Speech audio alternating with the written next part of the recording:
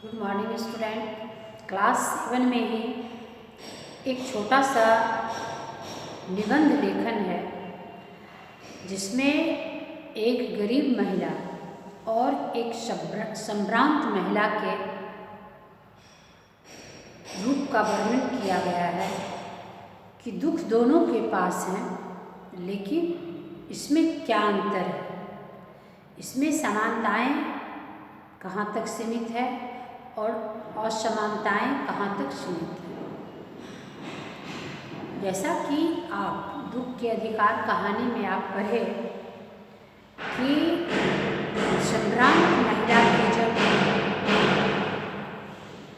पुत्र की हत्या हुई थी, उसे जब मारा गया था तो वह 15 मिनट में बेहोश हो जाती थी और उनके गम को भुलाने के लिए आसपास के सारे आस पड़ोस के लोग बैठकर उनकी दुख को दूर करने के लिए अनेक प्रकार की बातें करते थे। डॉक्टर जरूरत के हिसाब से उनकी मदद किया करते थे, हमेशा दवाइयाँ मिलती थी, आसपास के लोग कभी उन्हें अकेले नहीं रहने देते थे।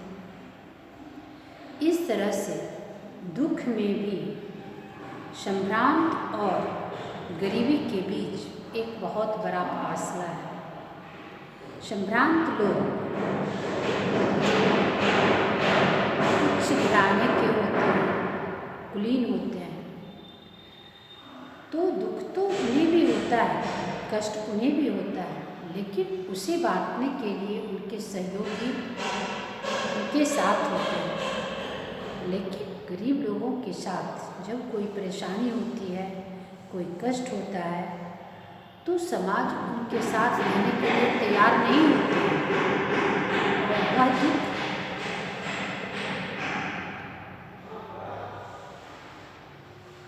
को इस तरह झेल लेती है, इस तरह से अपने दुख को पी जाती है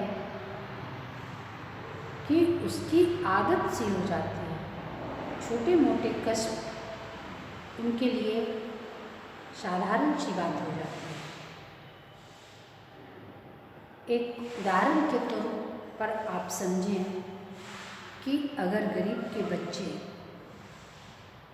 को एक सूखी रोटी मिल गई, 2 सूखी रोटी मिल गई, उस पर थोड़ी सी अगर हल्की फीकी सब्जी भी मिल गई तो वह बहुत खुश हो जाता है। और एक संभ्रांत परिवार के बच्चे को अगर उस तरह के खाने सामने रख दिए जाए तो वह रो पड़ते हैं। खाना एक ही है, वही रोटी वही सब्जी, उस बच्चे के लिए हंसी लेकर आता है, और एक अमीर परिवार के बच्चे के लिए वह गम लेके आता है। तो यही हमारे समाज की जो है वह सबसे बड़ी विडंबना है। दुख दोनों के लिए समान होते हैं। पुत्र संभ्रांत महिला के भी मरे थे और पुत्र एक गरीब महिला के भी मरे थे, लेकिन कितना बड़ा अंतर था कि उसको देखने के लिए कोई नज़र से नहीं उधर देखते थे कि हो न हो वह कहीं हमारी मदद मांग ले। उसके खरबूजे तक में सूतक लगे, उसे कोई खरीदने के लिए तैयार नहीं था। और संभ्रांत महिला के पास बैठकर लोग उनके मन बहलाने के लिए तरह तरह की बातें करते थे। डॉक्टर उनके इलाज में उतने दिन बैठे रहते थे। तो इस तरह के अनुच्छेद में या निबंध में हमारे समाज में गरीबी उन्मूलन के बारे में भी कुछ चर्चा की गई है कि हमारे देश में गरीबी के उन्मूलन के कुछ उपाय आप अपने तरफ से बताएं। तो गरीबी के उन्मूलन का सबसे बड़ा उपाय हमारी अपनी आत्मबल ही हो सकता है, हमारी अपनी मेहनत ही हो सकता है। हम भले किसी को मदद न करें, पैसे से मदद न करें, आर्थिक मदद न करें, लेकिन अगर हमारी यह सोच बन जाए, यहाँ के नागरिकों की यह सोच बन जाए कि आदमी को मेहनत के बदौलत उनकी स्थिति को सुधारना है, तो उन्हें अच्छी सलाह देकर उन्हें कोई काम में मदद कर, कोई काम में लगाकर उनकी मदद हम कर सकते हैं। तो गरीबी के उन्मूलन का सबसे बड़ा उपाय उस व्यक्ति को काम देना है। ये नहीं कि उसके बदले में अगर आप 2-4 हज़ार रुपये देकर उसकी मदद करते हैं तो वह 1-2 महीना ही खा सकता है, 1 महीना खा सकता है, लेकिन उसी व्यक्ति को काम में लगा दिया जाए, काम की हुनर को सिखा दिया जाए, शिक्षित कर दिया जाए, तो वह व्यक्ति अपने जीवन आसानी से यापन कर सकता है। यहाँ के आर्थिक स्थिति को सुधारने के लिए, सामाजिक दशा को सुधारने के लिए शिक्षित लोगों का यह कर्तव्य होना चाहिए कि हम उसे जागरूक करें, शिक्षा के प्रति जागरूक करें। जो बुज़दिल इंसान है, शिक्षा के प्रति जागरूक है, उन्हें शिक्षा की ओर अग्रसर कर शिक्षित करने की प्रेरणा दें। और जो व्यक्ति की दिलचस्पी पढ़ाई में नहीं है, उन्हें कार्य में लगाकर उनकी मदद करनी चाहिए।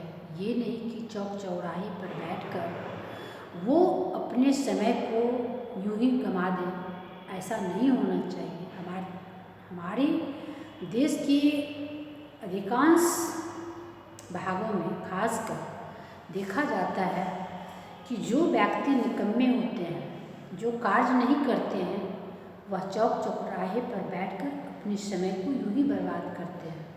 और उनकी ऐसी मंशा होती है कि वो आसपास के लोग को भी अपने साथ लपेट लेने की कोशिश करते हैं।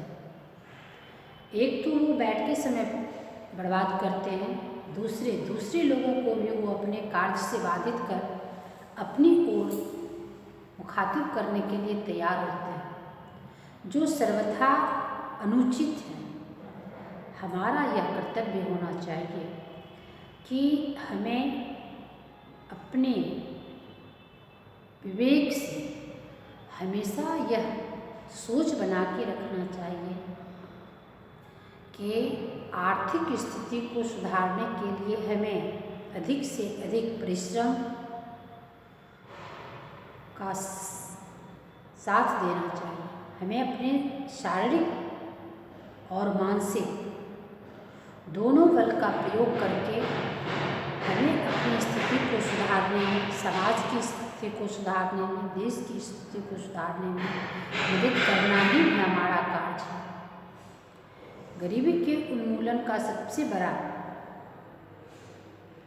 यहाँ जो बाल श्रमिक हैं, अगर उनमें कार्य करने की ढेर सारी क्षमताएं होती है, लेकिन वो अर्थ के अभाव में शिक्षा ग्रहण न कर छोटी से उम्र में ही बाल मजदूरी करने लगते हैं, क्योंकि उनमें इस चीज़ की जो कमी होती है कि मैं 2, 4, 10, 50 रुपये कमा करके भी अपना भरण पोषण कर सकूं। कारण होता है कि वो शिक्षा से वंचित रह जाते हैं, अच्छे कार्य से वंचित रह जाते हैं और वही घिसी पिटी जिंदगी जीने को तैयार हो जाते हैं। तो सबसे पहले गरीबी उन्मूलन में सबसे बड़ा योगदान शैक्षणिक पक्ष का होता है कि व्यक्ति जब शिक्षित होंगे, बच्चे जब शिक्षित होंगे तो उन्हें अच्छे कार्य का अवसर मिलेगा और अच्छे कार्य जब वो करेंगे तो उनकी पारिश्रमिक जो है अच्छा मिलेगा और वे अच्छे कार्य कर समाज को उत्थान कर सकते हैं।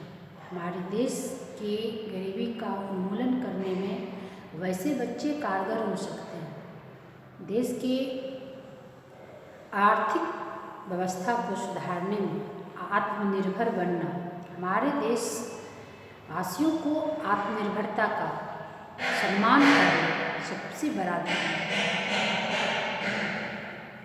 आज आत्मनिर्भर भारत बनने के लिए लोगों में जागरूकता तो आ रही है, जागरूकता आई है, लोग कार्य के प्रति सजग हुए हैं, लेकिन समाज में अभी भी कुछ वैसे व्यक्ति हैं जिन्हें जागरूक करना हम भारतवासियों का कर्तव्य है। धन्यवाद।